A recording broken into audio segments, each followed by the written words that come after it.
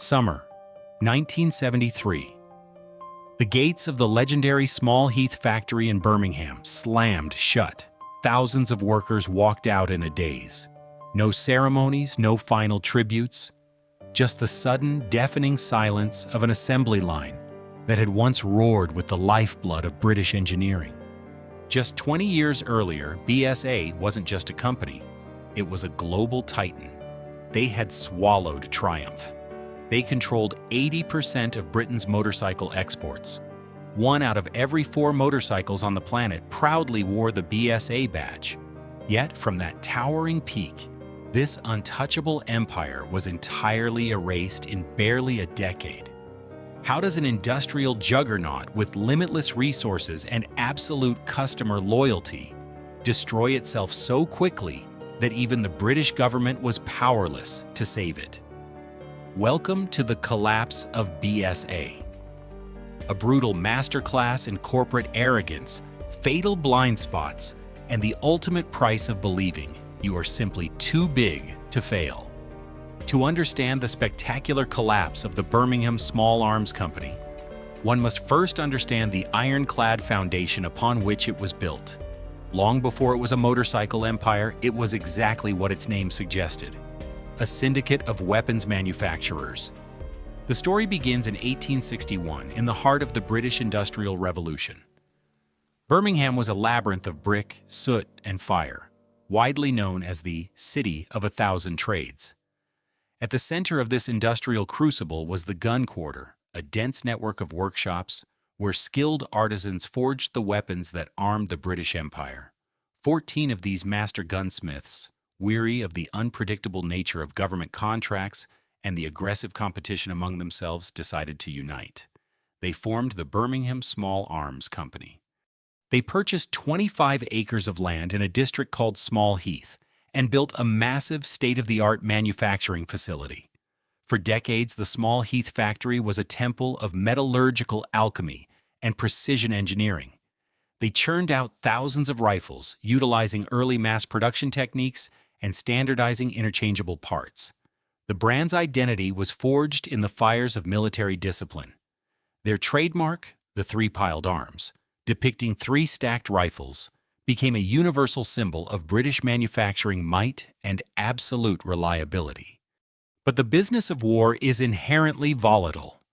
When conflicts ended, government contracts evaporated, leaving the massive Small Heath facility eerily quiet and thousands of workers vulnerable.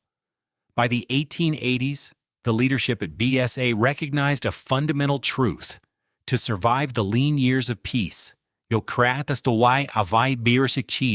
they could not rely solely on the business of destruction. They needed a civilian product. They needed to pivot toward peacetime mobility. Their first logical step was into the booming bicycle market. The transition was remarkably seamless. The meticulous precision required to bore a rifle barrel translated perfectly to the drawing, cutting, and welding of steel tubes for bicycle frames. BSA bicycles quickly earned a reputation for being over-engineered, rugged, and practically indestructible. They were not fragile playthings for the aristocracy. They were serious machines built by men who understood that failure in the field was not an option. As the 20th century dawned, a new mechanical revolution was sweeping across Europe: the internal combustion engine. BSA watched as pioneers began strapping primitive, vibrating engines onto reinforced bicycle frames. By 1910, the company decided it was time to enter the fray. They debuted their very first motorcycle at the Olympia show in London. It was a modest machine by modern standards, featuring a 3.5 horsepower, single-cylinder engine with a belt drive. But it possessed one crucial advantage over the sea of competitors: it wore the 3 piled arms badge. The marketing slogan was simple, brilliant, and entirely accurate: built like a gun. This was not empty corporate jargon. The men designing and assembling these early motorcycles were the exact same machinists who crafted military-grade weaponry. They applied gunsmithing tolerances to engine internals. They used high-grade steel that resisted wear and fatigue. The result was a motorcycle that was rugged, dependable, and heavy. A machine that could take a brutal beating on the unpaved, rutted roads of early 20th century Britain and keep running. This engineering philosophy perfectly aligned with BSA's target demographic. Unlike some boutique brands that chased land speed records or catered to wealthy sportsmen, BSA focused squarely on the working class. The British working man, the factory laborer, the tradesman, the postman, needed a way to get to work in the freezing, relentless English rain without his machine breaking down. A BSA motorcycle was a blue-collar workhorse. It represented freedom and economic mobility for the everyday citizen. The outbreak of the First World War temporarily halted civilian production, but it solidified BSA's reputation for invincibility. The company pivoted back to its roots, producing Lewis machine guns, artillery shells, and folding bicycles for the infantry. But more importantly, they supplied the military with rugged motorcycles, like the BSA Model H, designed to navigate the muddy, shell-cratered hellscapes of the Western Front. Soldiers who trusted their lives to BSA weapons and vehicles during the war returned home with an unshakable, deeply emotional loyalty to the brand. By the time the armistice was signed, the Small Heath factory was no longer just an armory. It was the beating mechanical heart of Britain. The transition from war to peace was complete. BSA had successfully navigated the existential threat of a post-war economic slump by realizing that their true power lay not just in arming the nation, but in mobilizing it. They had laid an impenetrable foundation. They had secured the absolute trust of the British public. The stage was set for an era of unprecedented expansion, leading BSA out of the gritty workshops of Birmingham and onto the global stage. They were about to become the undisputed kings of the road, blissfully unaware that the seeds of their future destruction were already being sown in their own success. The dust of the Second World War had barely settled when Britain found itself facing a new kind of existential crisis. The nation was victorious, but entirely bankrupt. The government issued a stark, uncompromising mandate to its manufacturing sector: export or die. Britain needed foreign currency, specifically American dollars, to pay off its crushing war debts. For the Birmingham Small Arms Company, this was not a desperate plea. It was the ultimate business opportunity. The Small Heath factory, having survived the relentless pounding of the Blitz, seamlessly transitioned its massive assembly lines back to civilian motorcycles. The timing was perfect. Across the Atlantic, a booming post-war America was suddenly flush with cash and hungry for recreation. Young veterans returning home craved the adrenaline they had experienced overseas, and the heavy, sluggish American motorcycles of the era couldn't deliver the nimble thrill of a British twin-cylinder engine. BSA was perfectly positioned to feed this mechanical hunger. By the late 1940s, BSA was exporting motorcycles at a staggering rate. The factory floors were a symphony of organized chaos, operating around the clock. Thousands of workers poured through the gates every shift, their livelihoods tethered to the rhythmic pounding of heavy drop forges and the whine of milling machines.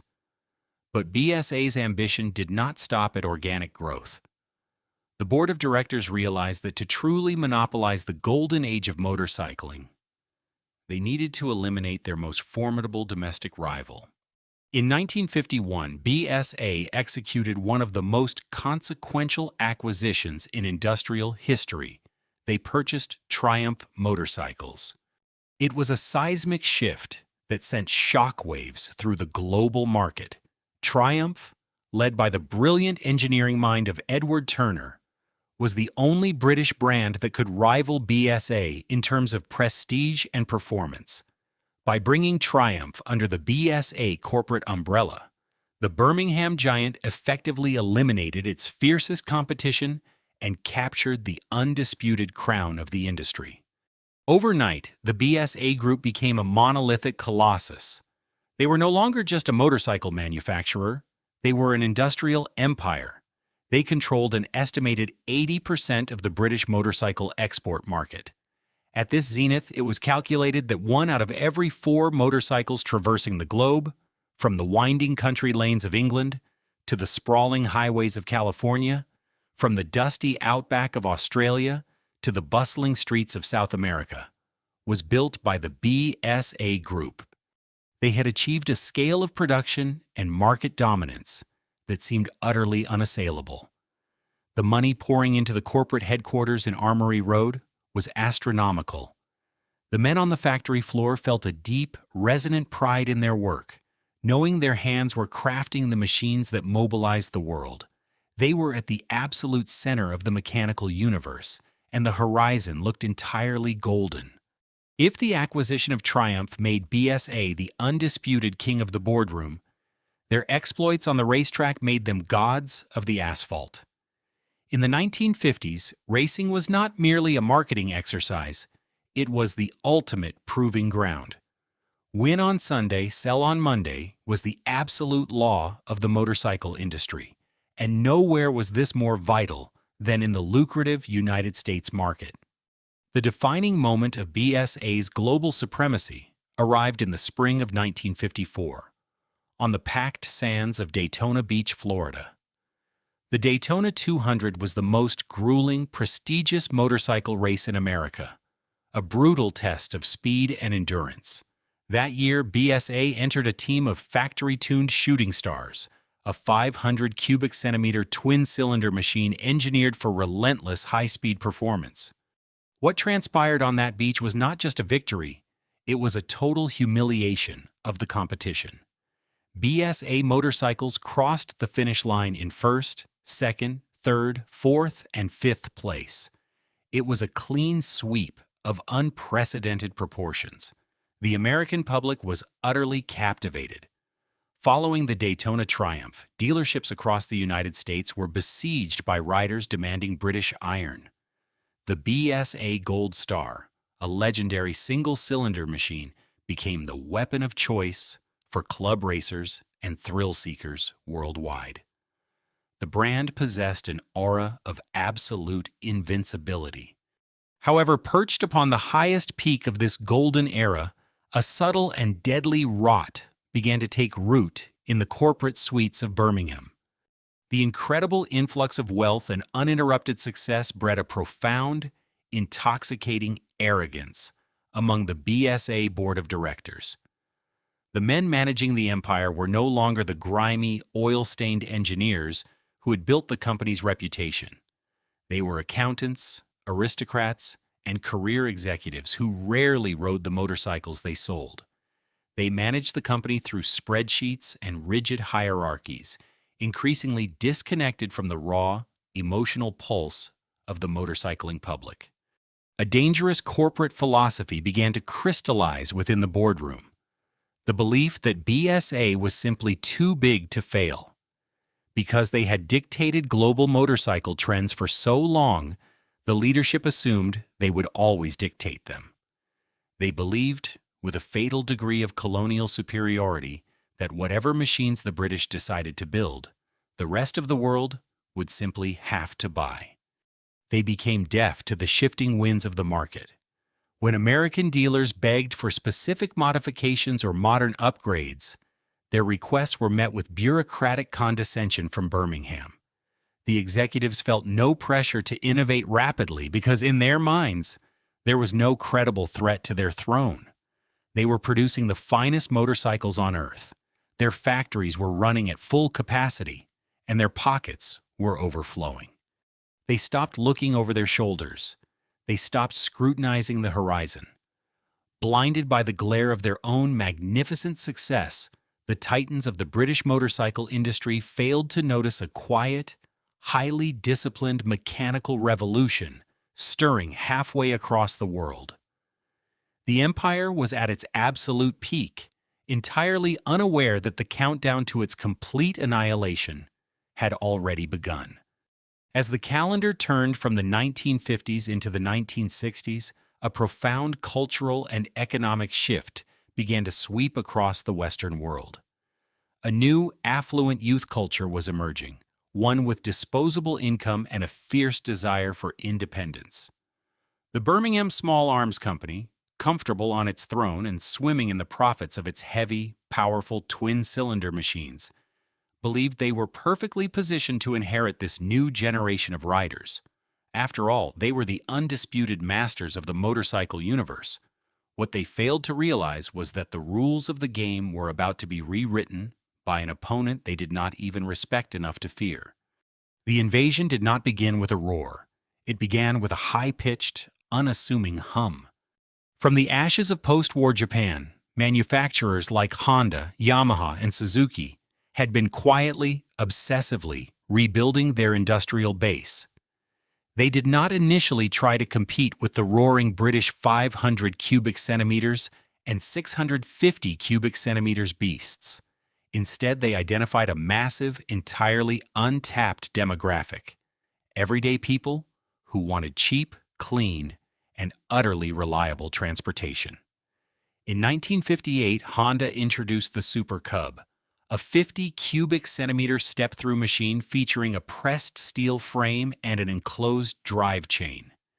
It was designed to be ridden with one hand while carrying a tray of soba noodles.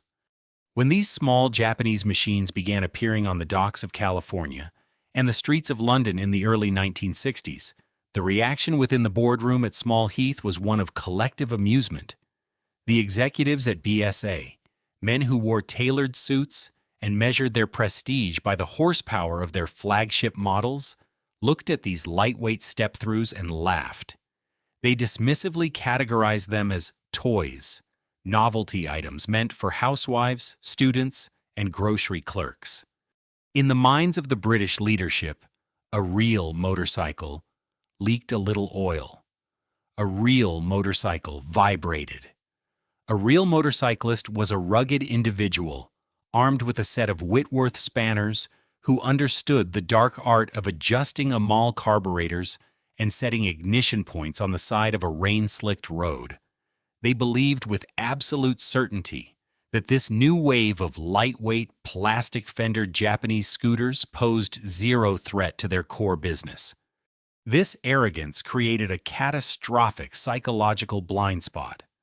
When Honda launched their legendary advertising campaign in America, "You meet the nicest people on a Honda," BSA management viewed it as a clever gimmick for a niche market.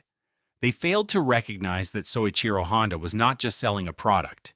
He was completely dismantling the intimidating, grease-stained stigma of motorcycling. He was democratizing the two-wheeled experience. While BSA was busy selling heavy machinery to an exclusive club of dedicated enthusiasts, the Japanese were busy inviting the rest of the world to ride, and millions were answering the call. The tragic irony of BSA's dismissal was that the Japanese were executing a brilliant, strategic masterclass right under the noses of the British establishment. The 50 cubic centimeters and 125 cubic centimeters toys were merely a Trojan horse. By capturing the high-volume, low-margin commuter market that BSA had completely abandoned, the Japanese manufacturers generated an oceanic wave of capital. Unlike the executives in Birmingham who funneled their massive post-war profits into shareholder dividends and bloated corporate infrastructure, the Japanese reinvested almost every single yen back into aggressive research and development. They built sprawling, immaculately clean factories equipped with the latest automated machinery. They established dedicated metallurgical laboratories. Their R&D budgets dwarfed anything the British industry could comprehend. Armed with this capital, the Japanese systematically sent engineers to Europe to tour factories, including those in the UK. They politely took notes, studied British production methods, and identified every single flaw in the antiquated, labor-intensive assembly lines. Then they returned home and engineered those flaws out of existence. Slowly and methodically, the Japanese began scaling up. They introduced 250 cubic centimeters and 305 cubic centimeters machines, like the Honda CB77 Super Hawk. These were not toys.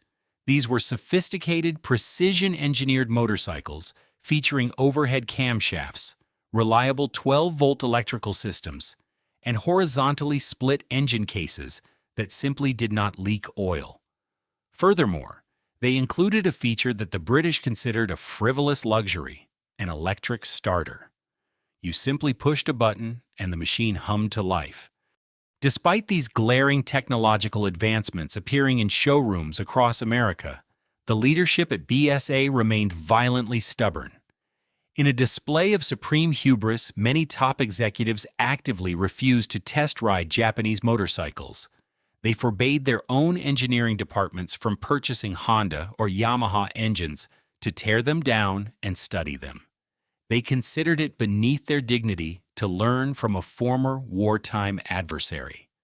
The BSA boardroom clung desperately to a comforting yet deeply flawed theory.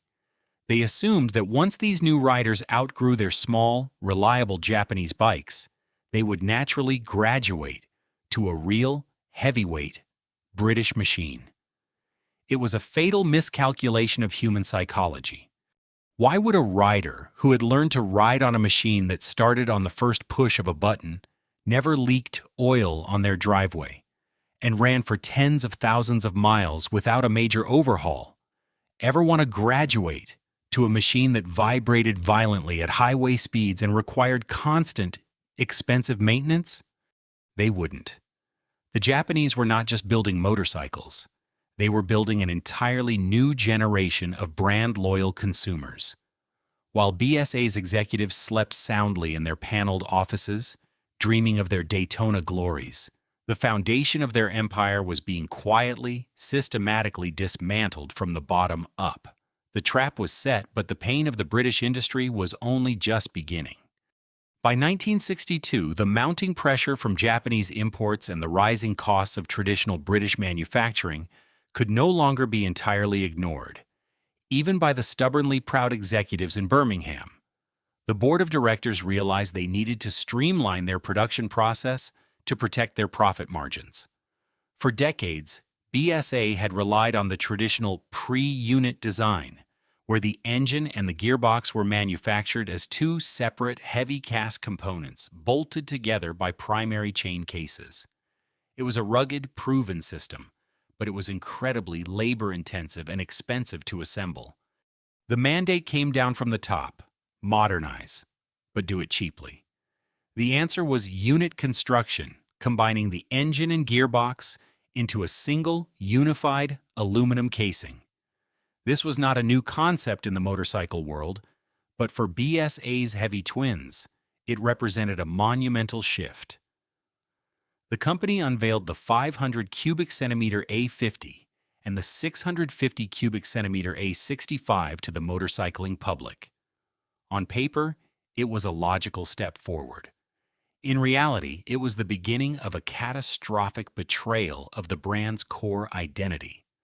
The first failure was entirely aesthetic, yet deeply damaging. The men who bought British motorcycles, the greasers in London, the desert racers in California, the weekend warriors across the American Midwest, bought them for their aggressive, mechanical, purposeful stance. The old pre-unit engines were heavily finned, imposing, and visually intimidating. They looked like industrial machinery. The new A50 and A65 unit engines, designed under strict cost-cutting measures, featured smooth, rounded, almost featureless aluminum side covers. The motorcycling press and the fiercely loyal customer base immediately recoiled. They brutally dubbed the new engine the Power Egg. It looked sanitized, cheap, and distinctly un-British. The rugged, utilitarian soul of the machine had been sanded down into a visually uninspiring blob. Motorcyclists are driven by passion and aesthetics as much as by performance, and BSA had fundamentally misunderstood what their own customers wanted to look at when they walked into their garages. They had alienated the traditionalists, the men who loved the mechanical honesty of separate gearboxes and exposed primary drives. However, an ugly engine can be forgiven if it performs flawlessly. If the Power Egg had delivered on the legendary built-like-a-gun promise of total reliability and smooth power delivery, the visual complaints would have faded into the background. But as the first waves of A65s rolled out of the Small Heath factory and onto the sweeping, newly paved expanses of the American interstate highway system, a much darker, far more dangerous reality began to surface. The cosmetic failure was nothing compared to the mechanical nightmare hiding inside the casing. The American riding environment in the 1960s was changing rapidly. The new, sprawling interstate highways demanded machines that could sustain speeds of 70 miles per hour for hours on end. This was a brutal proving ground, drastically different from the winding, low-speed country lanes of England where the bikes were tested. When American riders took the new BSA A65 out onto the open highway and opened the throttle, the motorcycle did not just hum, it thrashed. The parallel twin-engine architecture, combined with a cost-cutting reduction in the size and quality of the engine's main bearings, resulted in a catastrophic level of vibration at high revolutions. As the speedometer needle climbed past 60, the machine transformed into a rolling jackhammer. The vibration was not a charming mechanical quirk. It was violent, structural, and punishing. Riders reported pulling over to the side of the highway because their hands and feet had gone completely numb, the blood supply temporarily cut off by the high-frequency buzzing of the handlebars and foot pegs. The rear-view mirrors shook so violently that they became entirely useless, presenting only a blurred streak of light behind the rider. The vibrations ripped through the chassis with destructive force. Headlight bulbs and taillights routinely shattered from the frequency. Electrical connections vibrated loose, leaving riders stranded in the dark. Crucial nuts, bolts, and engine mounts literally backed themselves out on the highway, leaving a trail of expensive British steel on the American asphalt. The unit construction casings, heavily stressed by the shaking engine, continued the grand British tradition of weeping oil, pooling dark stains under every parked machine. This was not just an engineering flaw, it was a devastating breach of trust. The working-class riders who had saved their hard-earned paychecks to buy the legendary three-piled arms badge found themselves stranded on the side of the road, tightening bolts, with frozen fingers watching a small, quiet Japanese Honda zip past them without missing a beat. The famous reliability that had carried the company through 2 world wars was completely shattered. Dealerships were flooded with furious customers demanding warranty repairs for cracked frames and blown engines.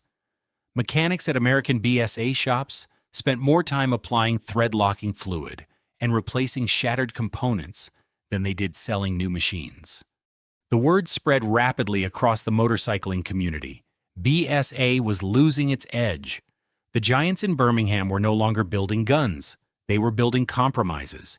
Yet, instead of halting production, recognizing the fatal flaws of the A65, and re-engineering the motor, the leadership at BSA dug their heels in. Rather than fixing the core product that was bleeding their reputation dry, they decided to pivot toward a series of bewildering, desperate boardroom decisions that would accelerate their journey toward the cliff edge. While the A65 unit construction twins were vibrating themselves apart on American highways, the core enthusiasts of the BSA brand were holding out hope. They believed that the legendary Birmingham factory, the same proving ground that had birthed the military-grade Model H, would eventually correct its course. After all, BSA still produced the Gold Star. The DBD-34 Gold Star was not merely a motorcycle, it was a mechanical deity. For over a decade, this 500 cubic centimeter single-cylinder masterpiece had been the absolute benchmark of British performance. It was the machine that had swept Daytona. It was the weapon of choice for the fiercely competitive clubman racers in the UK and the dust-choked desert racers in California. To ride a Gold Star was to command a piece of pure, distilled engineering violence. It demanded skill to start, muscle to handle, and absolute respect to ride at its limits. In return, it delivered an intoxicating, thunderous exhaust note, and an aura of invincibility. It was the soul of BSA. Then, in 1963, the Birmingham boardroom handed down a mandate that sent shockwaves through the global motorcycling community. The Gold Star was being unceremoniously killed. The official reasoning was cold and purely logistical. Lucas, the supplier of the motorcycle's specialized magneto ignition system, had decided to cease production of that specific component. Furthermore, the hand-built, labor-intensive nature of the Gold Star's engine did not fit into the new, cost-cutting philosophy of the unit construction era. The accountants had run the numbers, looked at the production line, and decided that the Legend was no longer financially viable. To kill a flagship model is always a risk, but in the automotive world, it is standard practice, provided you have a superior replacement ready to take its place. This was the true, unforgivable crime committed by the BSA executives. They terminated the Gold Star without having a successor in the pipeline. They simply walked away from the high-performance racing demographic that had built their global prestige. The vacuum left behind was immediate and devastating. Dealerships, particularly in the performance-obsessed United States, were left empty-handed. When a young, speed-hungry rider walked into a showroom asking for the ultimate British sports bike, the salesman had nothing to offer but the trembling, uninspiring A65 Power Egg. Competitors wasted no time capitalizing on BSA's self-inflicted wound. Triumph, ironically, a subsidiary of the BSA group, gladly absorbed the performance market with their twin-carburetor Bonneville. Norton began developing the revolutionary Commando. The British motorcycle landscape was evolving rapidly, and BSA, the former undisputed king, had voluntarily abdicated its throne. The executives in the boardroom failed to understand that the Gold Star was not just a product on a ledger, it was a halo vehicle. It cast a glow of credibility over every other cheaper, smaller motorcycle the company sold. By extinguishing that halo, they had plunged the entire brand into darkness. Yet the strategic vacuum left by the Gold Star was only half of the tragedy. What the BSA board decided to do with their remaining capital next would prove to be one of the most baffling, destructive decisions in British industrial history. If the termination of the Gold Star showcased the board's disconnect from their core audience, their next major project revealed a complete detachment from reality. As the 1960s progressed, the financial pressure from Honda's lightweight step-through mopeds had finally broken through the walls of Small Heath. The executives realized years too late that they needed a piece of the lucrative, high-volume commuter market. However, instead of studying the simplicity and mechanical perfection of the Honda Super Cub, the BSA engineering department, directed by desperate executives, decided to reinvent the wheel, literally. They poured their resources into a project called the Ariel 3. The Ariel 3 was a 50 cubic centimeter two-stroke tricycle. It was an incredibly bizarre machine. The front half looked like a traditional moped, but the rear featured two wheels linked by an overly complex set of pivots and linkages that allowed the front frame to lean into corners, while the rear wheels remained flat on the ground. The marketing department believed this contraption would appeal to housewives and nervous commuters who were afraid of balancing on two wheels.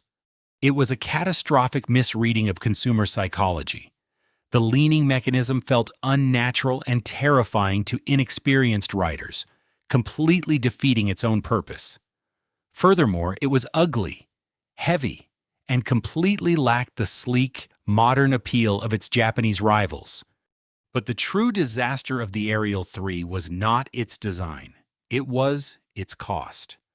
The BSA Group, already hemorrhaging cash from warranty claims on their vibrating twin-cylinder bikes, bet the farm on this ridiculous tricycle.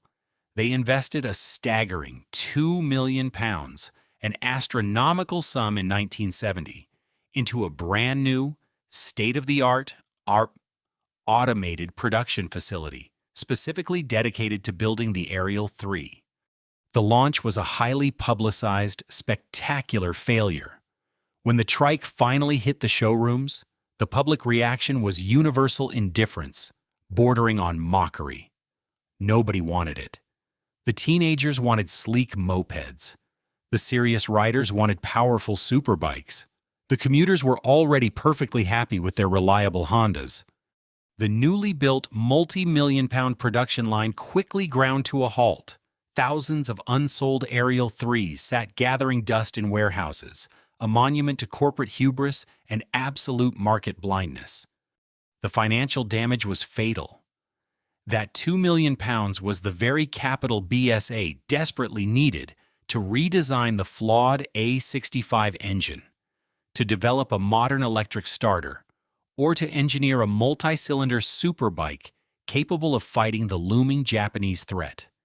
Instead, the money had been incinerated on a three-wheeled toy that nobody asked for and nobody bought. By the end of the decade, the Birmingham giant was suffocating. Their racing heritage had been discarded.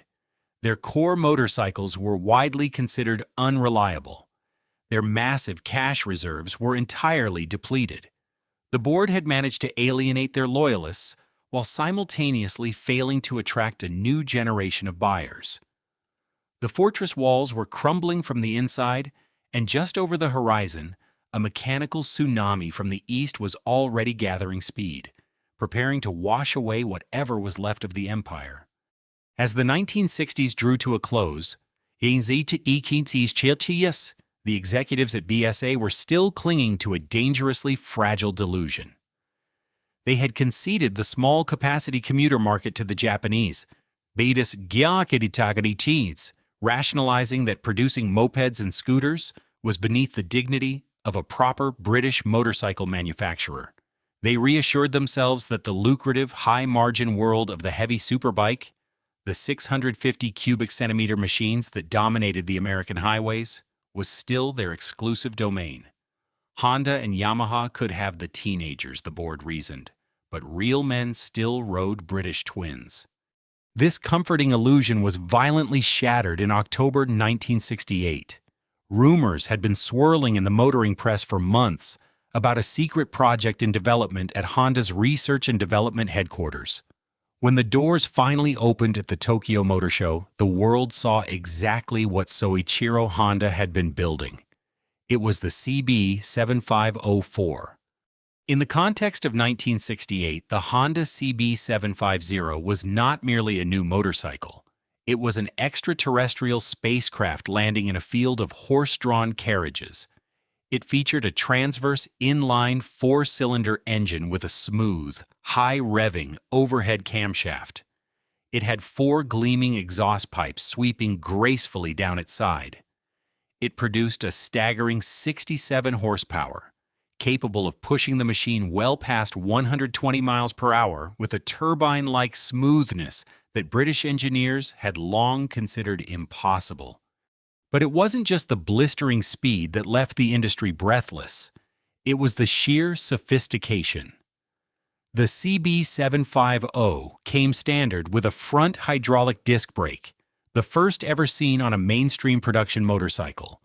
It possessed a brilliantly engineered, reliable electrical system, and, true to the relentless Japanese philosophy of precision manufacturing, the engine casings were horizontally split and sealed so perfectly that they did not drop a single spot of oil onto the showroom floor.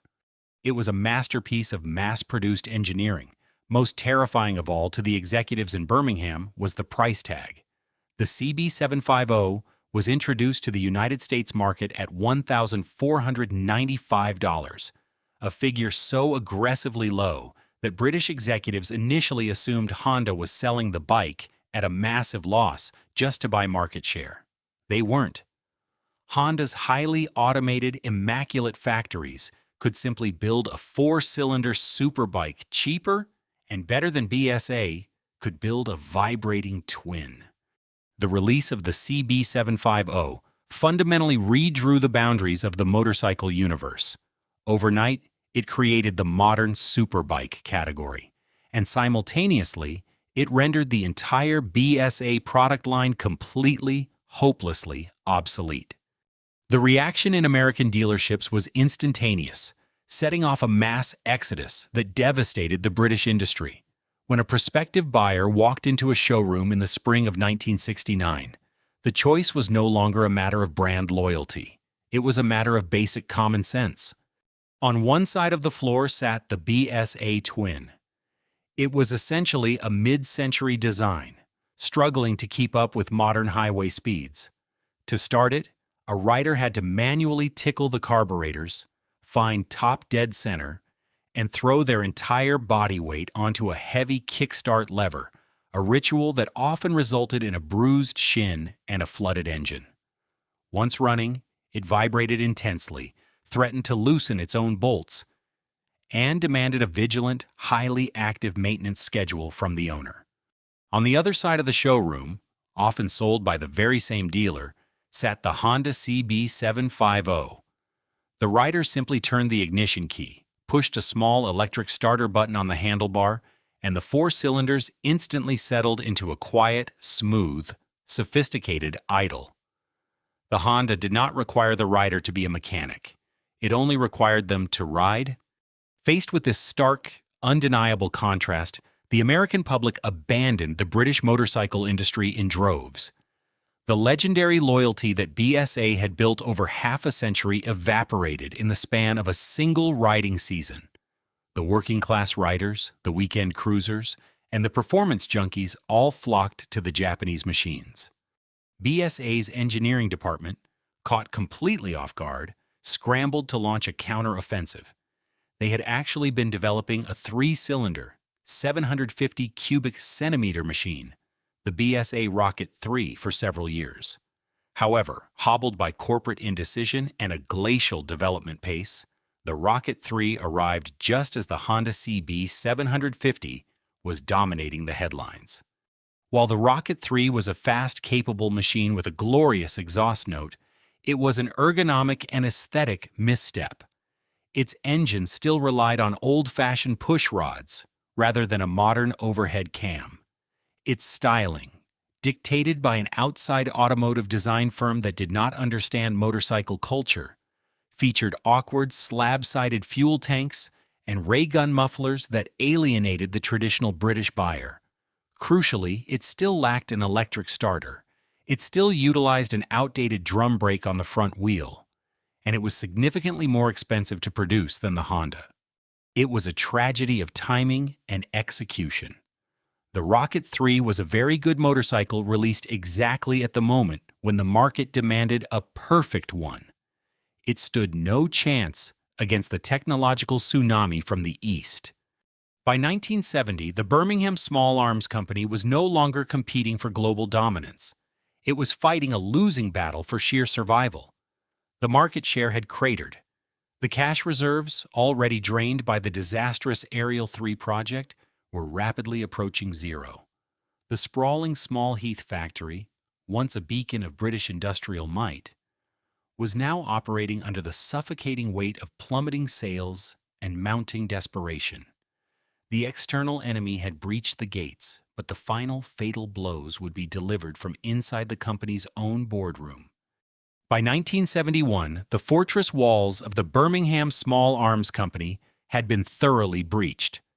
The financial ledger, once a source of supreme corporate arrogance, now delivered a fatal verdict, a staggering, unprecedented loss of £3 million in a single fiscal year. The illusion of British invincibility evaporated overnight. The Japanese had not just taken the commuter market, they had conquered the superbike territory, and BSA was rapidly bleeding to death. Faced with total financial collapse, the boardroom descended into absolute panic. In the motorcycle industry, a crisis of this magnitude requires a surgical, focused response, identifying core strengths and refining a flagship product to save the brand. Instead, the executives at BSA opted for a chaotic shotgun approach. They authorized Project 71, an utterly desperate gamble to flood the market and overwhelm the competition by launching an astonishing 13 new motorcycle models simultaneously across the BSA and Triumph brands. It was a logistical nightmare orchestrated by men who had lost touch with the realities of manufacturing. To develop these new models, BSA had previously established a lavish, centralized research and development facility at Umberslade Hall, a sprawling country manor in Warwickshire. The engineers at Umberslade Hall worked in an academic vacuum, completely isolated from the grime, noise, and practical realities of the Small Heath factory floor. The crowning achievement of Umberslade Hall's isolation was the infamous oil-in-frame design. To save money and streamline production across the entire corporate group, the engineers decided that both BSA and Triumph 650 cubic centimeter twins would share a single, universal chassis. To further cut costs and weight, they eliminated the traditional separate oil tank. Instead, the thick central steel tube of the motorcycle's frame would be hollowed out and sealed to hold the engine's hot oil.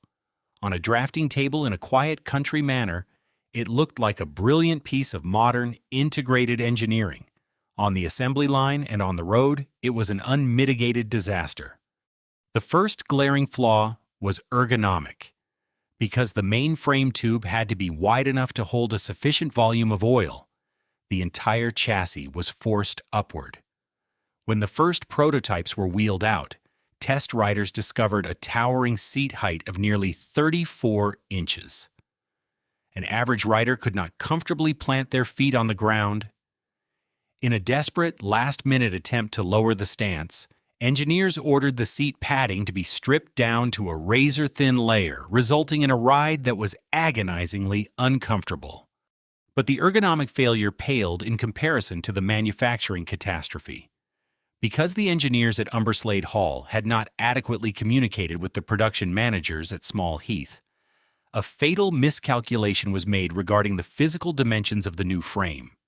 When the massive drop forges finally stamped out the new oil-in-frame chassis, and the assembly line workers attempted to lower the existing 650 cubic centimeter engines into place, they made a horrifying discovery. The engines literally did not fit. The frame was too short. Absolute chaos erupted on the factory floor. Production ground to a screeching halt. In order to physically shoehorn the engines into the new frames, workers were forced to partially disassemble the motors right there on the line, removing the rocker boxes, wedging the block into the tight steel cradle, and then painstakingly reassembling the top end of the engine while it was trapped inside the frame. An assembly process that should have taken minutes now took hours. Labor costs skyrocketed. Frustration among the workforce reached a boiling point. When the motorcycles finally made it off the line, the nightmare continued. The welding on the early frames was notoriously porous. The hot, pressurized oil held within the frame's backbone quickly found microscopic weak points, weeping dark fluid over the freshly painted steel and pooling onto the hot engine cases below. The compounding delays caused by the oil-in-frame debacle were the final nail in the coffin for BSA's American market share. The motorcycle business is highly seasonal. If a manufacturer misses the spring buying rush, the year is essentially lost. Because of the assembly line bottlenecks, thousands of the new 1971 models sat unfinished in Birmingham, while American dealerships remained completely empty during the crucial spring and early summer months. When the bikes finally arrived in the United States in late autumn, they were universally panned. They were too tall, they leaked, and they still vibrated violently at highway speeds. American dealers, deeply indebted and furious at the lack of inventory, simply gave up. Many quietly removed the BSA signage from their storefronts and signed exclusive contracts with Honda, Yamaha, and Kawasaki. Back in Birmingham, the atmosphere on the factory floor turned toxic. The proud machinists and assembly workers, men who had spent their lives building rugged, reliable machines, felt profoundly betrayed by their leadership. They were being forced to assemble compromised, flawed products, and they knew exactly where it would lead. Strikes, walkouts, and bitter union disputes began to paralyze the already crippled Small Heath facility. The workforce was angry, directionless, and deeply fearful for their livelihoods. By the end of 1971, the £3 million loss had metastasized into a catastrophic corporate hemorrhage. The 13 model gamble had failed spectacularly. The cash reserves were entirely gone. The banks were refusing further lines of credit. The Birmingham Small Arms Company, a titan that had once armed the British Empire and motorized the globe, was officially insolvent. They were now at the mercy of outside forces, waiting for an executioner or a savior, though the distinction between the two was about to become terrifyingly blurred. By the spring of 1973, the Birmingham Small Arms Company was entirely out of oxygen. The catastrophic losses from the previous years had bled the corporate treasury dry. The sprawling factory floors at Small Heath, once a deafening symphony of British industrial might, were operating at a fraction of their capacity. The assembly lines were plagued by parts shortages, plummeting morale, and the undeniable realization that the world no longer wanted the machines they were building. The BSA group was effectively bankrupt, kept alive only by the grace of nervous bankers and a terrified political establishment.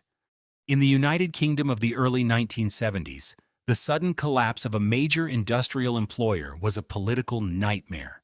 The government, terrified of the social and economic fallout of putting thousands of skilled engineers and factory laborers onto the unemployment lines in the Midlands, decided it had to intervene.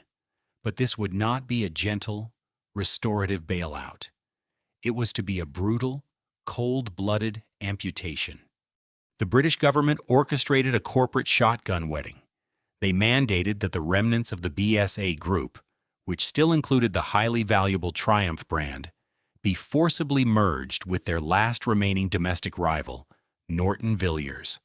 Norton Villiers was backed by a holding company called Manganese Bronze and led by an aggressively pragmatic industrialist named Dennis Poor. The government offered a substantial financial injection to make the deal happen, but under Poor's leadership, the terms were absolute. The newly formed conglomerate was christened Norton Villiers Triumph, or NVT. Noticeably, tragically, absent from that new title were three letters, BSA. For all intents and purposes, the Birmingham Small Arms Company, the empire that had once supplied the weapons that defended the nation and built the motorcycles that conquered the globe, was officially executed in that boardroom. The brand was deemed too damaged, too deeply associated with failure and unreliability to be salvaged. The famous three-piled arms logo was quietly shelved, but the erasure of the brand was only the beginning of the tragedy. Dennis Poor was a numbers man, a liquidator brought in to stop the bleeding, and his diagnosis for the newly formed NVT was ruthless consolidation. He looked at the sprawling, inefficient network of factories, Small Heath for BSA, Meriden for Triumph, and Andover and Wolverhampton for Norton, and realized that the new company simply could not sustain them all. In the autumn of 1973, the hammer fell on the working class. NVT management announced a radical restructuring plan that sent shockwaves through the British labor movement. They declared their intention to completely shut down the historic Triumph factory at Meriden. Furthermore, the massive Small Heath facility, the very heart of the former BSA empire, would be drastically downsized. In a single, devastating boardroom decree, roughly two-thirds of the combined workforce was handed a death sentence. Thousands of men and women were told that their livelihoods, their skills, and their loyalty were no longer required. The reaction on the factory floors was not sorrow. It was explosive, white-hot fury. The workers had watched for years as a succession of aristocratic executives and isolated engineers drove the company into the ground. They had suffered through the mockery of the Ariel 3 tricycle. They had bruised their knuckles trying to force engines into the flawed oil-and-frame chassis. They had pleaded with management to modernize, to respect the Japanese threat, to give them a product they could be proud to build. And now, After the executives had crashed the ship, the workers were being ordered to drown while the captains walked away with government subsidies. At the Triumph plant in Meriden, the workers refused to be discarded. In one of the most famous and dramatic industrial actions in British history, the Meriden workforce initiated a total blockade. They welded the massive iron gates shut. They erected barricades. They impounded millions of pounds worth of finished motorcycles, refusing to let a single machine leave the grounds or a single member of NVT management enter. They formed a workers' cooperative and occupied the factory, holding it hostage for 18 grueling months in a desperate bid to save their jobs and their dignity. While the fierce rebellion raged at Meriden, drawing the eyes of the global press, the atmosphere back at the legendary Small Heath factory was one of terminal despair. The historic home of BSA was hollowed out. The men who remained walked through vast, empty production halls, surrounded by silenced drop forges and cold machinery. They were now building parts for Triumph and Norton, ghosts working in a graveyard, entirely stripped of the brand identity that had defined their lives. The government intervention had not saved the Birmingham Small Arms Company. It had merely managed its autopsy. The forced marriage to Norton Villiers had stripped away the company's name, its autonomy, and its pride. All that remained was a heavily guarded, heavily indebted skeleton crew, waiting in the shadows of their own history for the final, inevitable order to turn off the lights. In the end, the death of the Birmingham Small Arms Company did not arrive with a dramatic explosion, but with a slow, agonizing suffocation. By the mid-1970s, the newly formed Norton Villiers Triumph conglomerate, bleeding cash from every pore and crippled by the relentless 18-month worker occupation at the Meriden plant, had no choice but to enact the final, fatal phase of their liquidation strategy.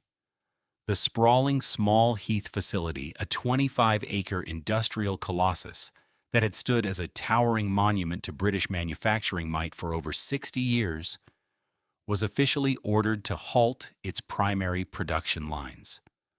The great iron gates on Armory Road, which had once swung open to admit thousands of workers across 3 bustling around-the-clock shifts, were finally chained shut. The silence that descended over the factory was profound, unnatural, and deeply unsettling. For generations, the air in this specific corner of Birmingham had tasted of metallic dust, burnt oil, and coal smoke. The ground itself used to tremble continuously to the rhythmic, seismic pounding of the massive drop forges, heavy machines that had stamped out everything from military-grade rifle barrels for the trenches of the First World War to the polished steel crankshafts of the Daytona-winning Gold Stars. Now those towering forges sat dormant, their heavy iron frames rapidly gathering a thick layer of industrial dust.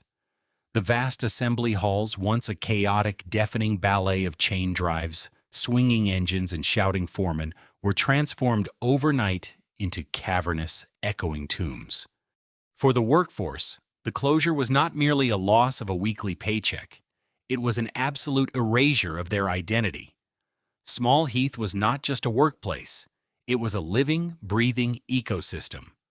Fathers had proudly trained their sons on these very lathes.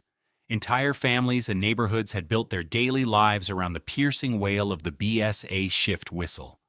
These men were highly skilled artisans, machinists, and engineers who had dedicated their entire adult lives to mastering a specific, rugged kind of heavy mechanical craftsmanship. When they walked out onto the grim Birmingham streets for the final time, clutching their meager severance papers in calloused hands, they carried with them a devastating realization. The modern world no longer required their specific set of skills. They had been rendered entirely obsolete, not by a lack of personal dedication or a failure of their own hard work, but by the catastrophic, cumulative failures of the men in tailored suits who had managed them from afar. The final days inside the factory were a humiliating spectacle of corporate scavenging. The skeletal crew that remained was tasked with the heartbreaking job of dismantling their own heritage, brand new, unused engine casings, representing the final remnants of the legendary 650 cubic centimeters twins, were unceremoniously tossed into dumpsters to be melted down as scrap aluminum. Specialized tooling and precision jigs, equipment that had taken decades of engineering trial and error to perfect, were sold off for pennies on the pound at liquidation auctions. Mountains of historic blueprints, technical drawings, and factory records that documented the golden age of British motorcycling were simply thrown into incinerators or left to rot in damp filing cabinets. The empire was not just falling, it was being erased. As the dust settled and the remaining assets were stripped away to appease furious creditors, industry analysts and historians began the grim task of performing an autopsy on the fallen giant. The ultimate cause of death was painfully clear, and it stands today as a terrifying lesson for any dominant corporation. BSA was not murdered by the Japanese motorcycle industry. It committed corporate suicide through a lethal, blinding combination of arrogance and complacency. The board of directors had committed the cardinal sin of market dominance. They firmly believed that their past success was a permanent, unbreakable guarantee of their future survival. Sitting comfortably atop the global export market in the 1950s, they had fundamentally confused their massive market share with technological invulnerability. When Honda, Yamaha, and Suzuki arrived on Western shores with modern, reliable, leak-free machines, the British executives laughed at them. They stubbornly refused to invest their massive profits into modern, automated production techniques. They ignored the glaring, destructive flaws in their unit construction engines, choosing to blame the riders rather than fix the engineering. They alienated their most fiercely loyal performance customers by killing off legendary models, only to burn their remaining capital on absurd, unwanted projects like the Ariel 3 tricycle. They had treated innovation and customer feedback as unnecessary expenses, rather than the very oxygen required for industrial survival. Today, the physical legacy of the Birmingham Small Arms Company has been almost entirely wiped from the map. The vast majority of the historic Small Heath factory was demolished by wrecking balls in the decades that followed, replaced by sterile modern business parks and unremarkable urban sprawl. The deafening roar of the engine testing sheds has been replaced by the quiet, anonymous hum of everyday commuter traffic. But the ghost of the empire remains. The story of BSA stands as a brutal, timeless monument to the fragility of greatness.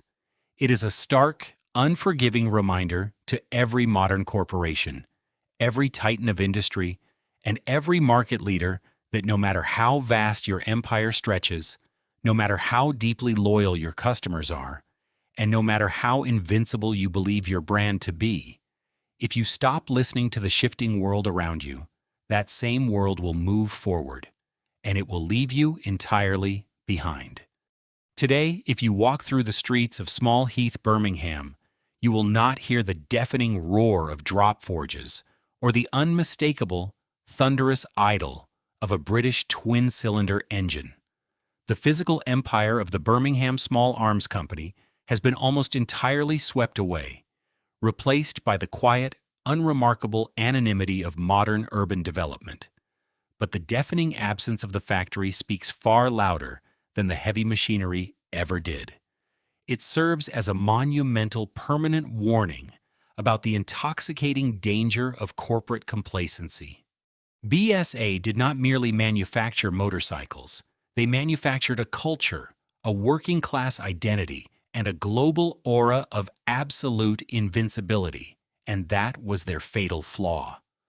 The leadership believed that their rich heritage was an impenetrable shield that could deflect the future. They assumed that brand loyalty was infinite, and that their customers would blindly accept compromised engineering simply because of the historic badge painted on the gas tank. The collapse of BSA teaches us a cold, unforgiving lesson. In the brutal, shifting arena of global industry, survival is never guaranteed by your past victories.